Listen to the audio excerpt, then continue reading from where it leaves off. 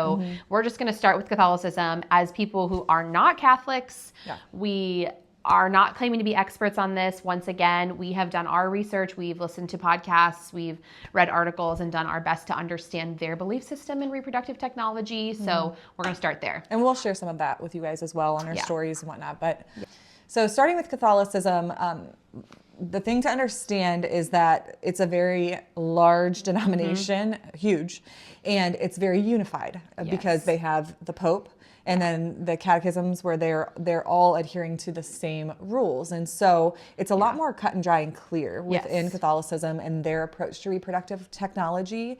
And they're the most strict when it comes to not engaging in treatments.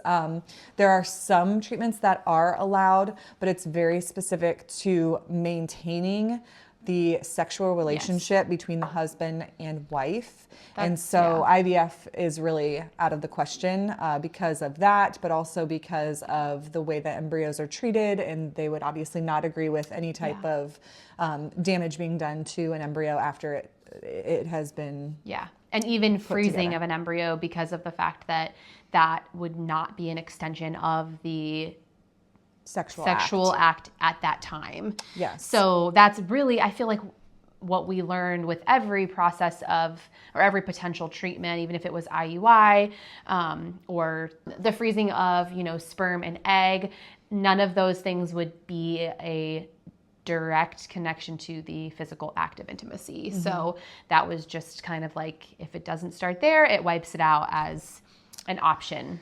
But the good thing, I think, about what Catholicism does is that they are talking about it. They are. And there are a lot of other denominations that aren't talking about it. And so I feel like their stance is very clear.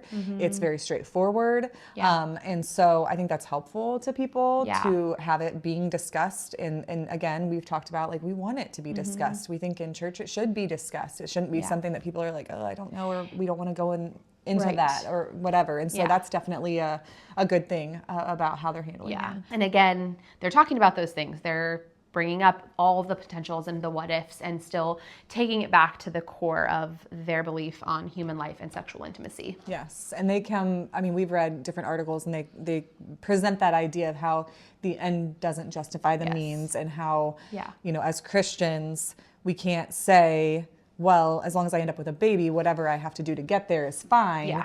The Catholic Church is very, very strong in that stance of, no, that's not how this works. There are things where we draw the line and say, we're not doing that. Yeah.